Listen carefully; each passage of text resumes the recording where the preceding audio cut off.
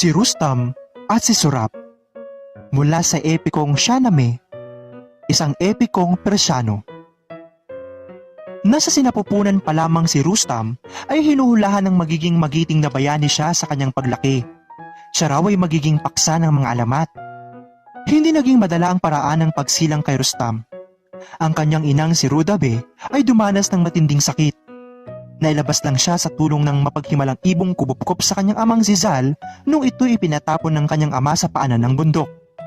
Bago lumisan ang mapaghimalang ibon, sinabi niya kay Zal na ang batang isilang ni Rudabeh ay kasing laki ng isang sanggol na leon. Gaya ng sabi ng mapaghimalang ibon, isinilang nga si Rustam na kasing laki ng sanggol na leon.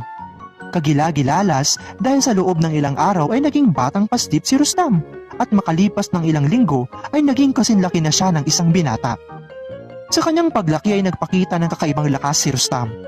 Nang tumuntong si Rustam sa edad na pwede na siyang magsanay bilang isang mandirigmang inihahanda upang ipagtanggol ang kanilang bansang Iran, napagtanto ng kanyang amang Zal na kakailanganin niya ng isang espesyal na kabayong makakasama niya. Tumating ang pangkat ng kabayong dala ni Kabul ay napansin ni Rustam ang mag-inang kabayong may dibdib na kawangis ng leon. Ayon kay Kabul, naging mailap ang kabayong ito. Sa loob ng 3 taon ay wala pang makapagpapaamo at nakasasakay sa kabayo. Hindi rin pinahihintulutan ng inahing kabayo ang sinumang nagbabalak na sumakay rito. Pagkarinig ni Rustam sa tinura ni Kabul ay sinakyan niya agad ang kabayo at pinatakbo. Naging palaisipan sa kanila kung bakit pumayag ang kabayo at ni hindi humadlang ang inahing kabayo. Mula ng araw na iyon ay hindi na naghiwalay si Rustam at ang kanyang kabayong si Rax. Isang araw sa lugar na malapit sa Turan sa bayan ng Samangan, maghapong nangaso ng mababangis ng hayop si Rustam. Nang makahuli siya ay iniluto niya at kinain. Sa kanyang kabusugan ay nakatulog siya. Laking gulat ni Rustam nang sa kanyang paggising ay hindi niya na mahagilap ang kanyang kabayo. Galit at tuliro, pinasok ni Rustam ang bayan ng Samangan upang humingi ng tulong sa paghahanap sa kanyang kabayo. Buong puso naman siyang tinanggap ng hari ng Samangan at sinigurong tutulungan siya sa paghahanap ng nawawalang kabayo. Ay pumasok ang 2 babae. Ang una ay isang tagasilbi at sumunod ang isang magandang dilag. Nagpakilala ang magandang dilag na siya ay si Prinsesa Tamina, ang kaisa-isang anak na babae ng hari ng Samangan. Nahulog ang loob ng dalawa sa isa't isa at nang gabing iyon ay napatunayan nilang sila ay nagmamahalan. Kinabukasan ay natanggap ni Rustam ang mabuting balita na natagpuan na ang kanyang kabayo. Masakit man para sa kanilang dalawa ng prinsesa ay kailangan na niyang lisanin ang lugar. Naging mapait at tigib ng luha ang kanilang paghihiwalay. Hindi naglayo nagsilang ng isang batang lalaki ang prinsesa.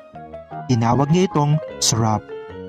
Lumaki ang batang si Surab na isang pagiting na mandirigma, kagaya ng kanyang amang si Rustam. Hindi nalaman ni Rustam na nagbungo ang kanilang pag-iibigan ni Prinsesa Tamina. Hanggang isang araw ay nakaharap sa isang digmaan ng mag-amang si Rustam at si Surab. Sa umpisa hindi man lang naghinala si Rustam na maaaring si Surab ay ang kanyang anak, habang si Surab ay kinutubang maaaring si Rustam ang kanyang ama. Nagtuos ang dalawang magiting na mandirigma. Naigupo ni Rustam si Surab at nasaksak hanggang ito ay mag-agaw buhay.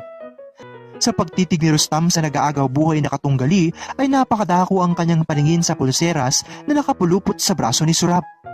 Ito ang pulseras na ibinigay niya kay Prinsesa Tamina maraming taon na ang nakalipas. Nayanig ang buong pagkatalo ni Rustam. Naramdaman niya ang lukso ng dugo, ngunit huli na ang lahat. Wala nang buhay si Surab. Isang mapait na kamatayan dahil namatay siya sa kamay ng taong dapat sana'y kakalinga at magtatanggol sa kanya. Parang pinagsakluban ng langit at lupa si Rustam. Hindi niya ito ninais na mangyari, ngunit naging malupit ang tadhana.